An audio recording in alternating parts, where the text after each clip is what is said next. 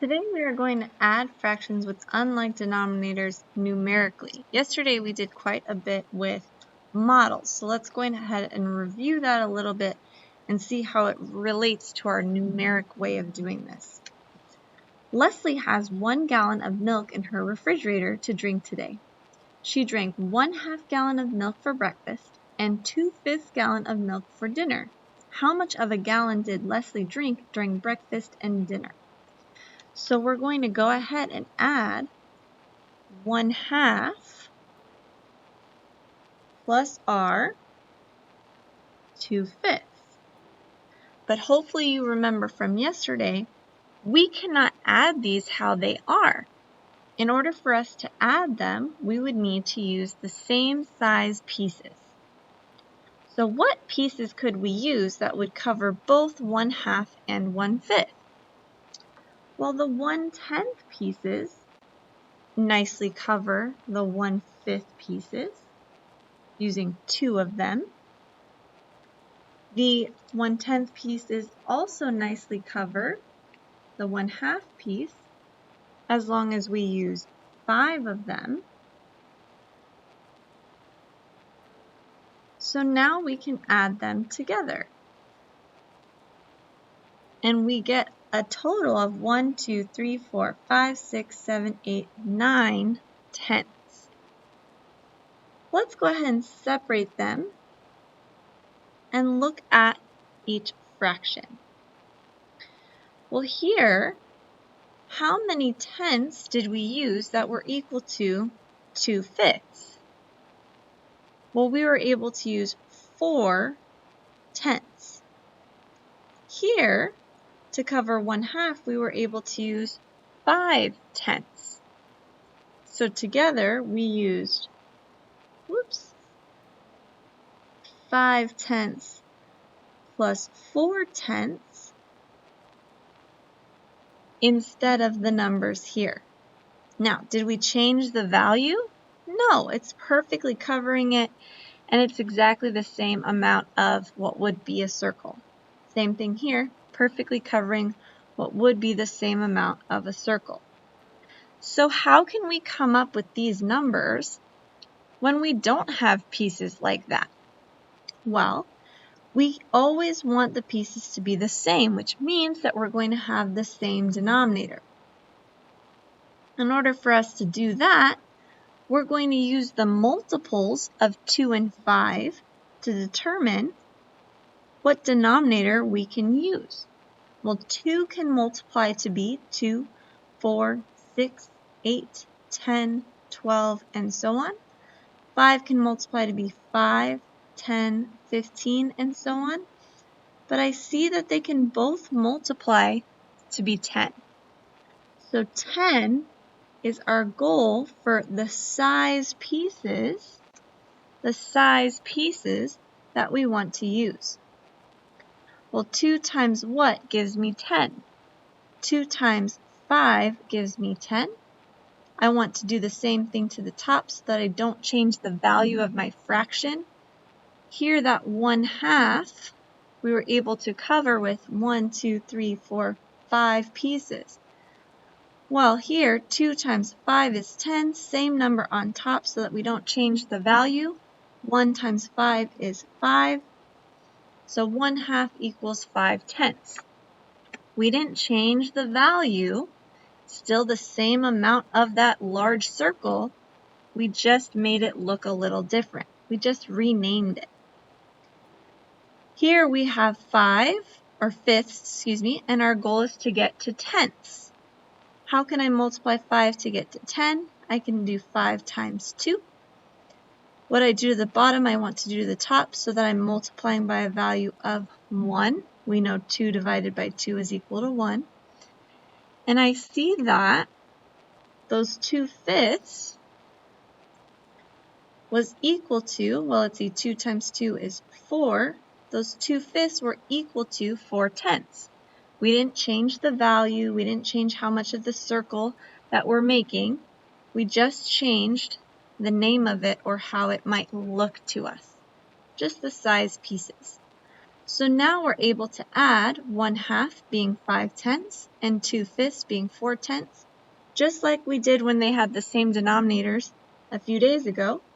Keep that denominator when they're the same and add the numerators. I always like to, when I have a word problem, I always like to write my answer in a complete sentence. How much of a gallon did Leslie drink during breakfast and dinner? Leslie drank 9/10 gallon of milk during breakfast and dinner. Gallon of milk, I'm going to write total. Total there so I don't forget that that's the total. We're going to use the same idea anytime we add fractions that don't have the same denominators, that don't have the same size pieces. We change how they look so that they do end up with the same denominator, the same size pieces. Are we going to have to use a different method here? No. We're going to do the multiples of 3, the multiples of 4, and the multiples of 2. And once we come up with the same number, that's what we're going to use for our common denominator. So 3 can multiply to be 3, 6, 9, 12, 15, and so on. 4 can multiply to be 4, 8, 12, 16, and so on.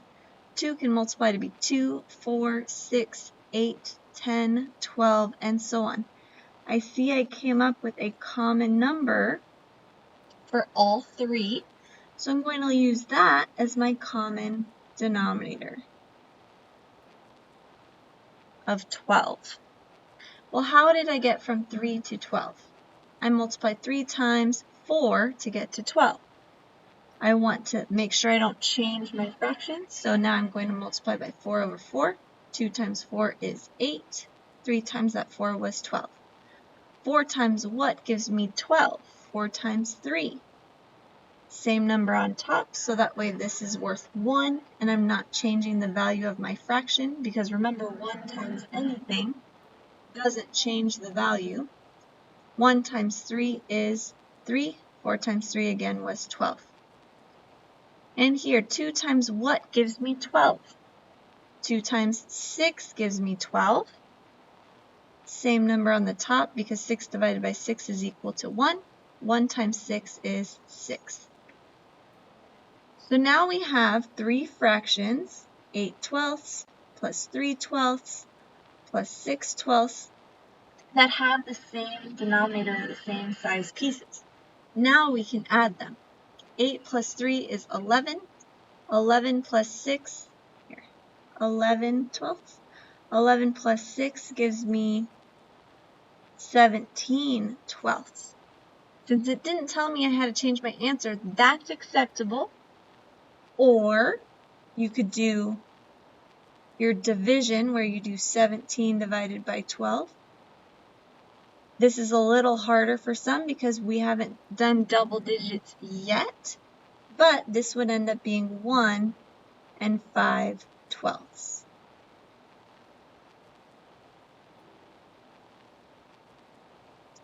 Either of those answers would be correct.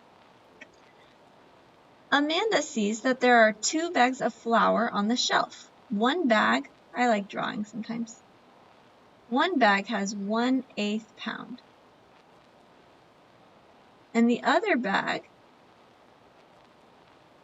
has 2/5 pound. And they're pounds of flour.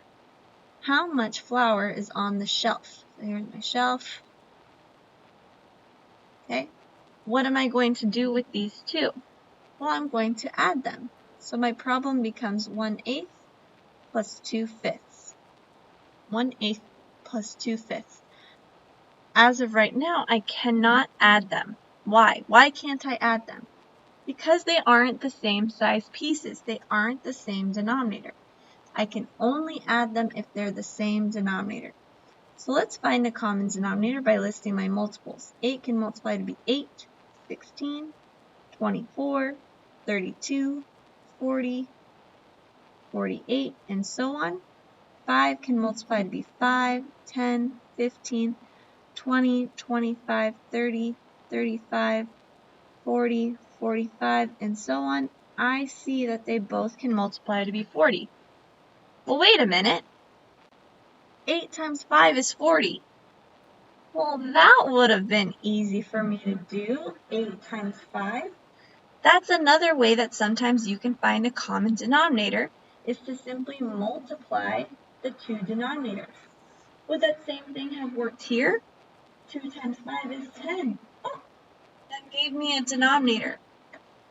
So you can use either of those methods, multiply the denominators, or write out their multiples to find the common denominator, a common denominator.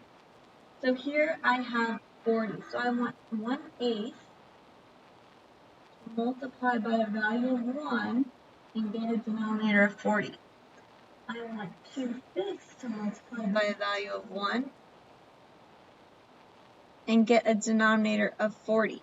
Well, 8 times 5 is 40. 1 times 5 is 5. 5 times 8 is 40. So 2 times 8 is 16. 5/40ths plus 16/40ths. Let's see, 5 plus 16, that's 21/40ths. Let's rewrite my answer in a complete sentence. There is 21/40ths pound of flour on the shelf.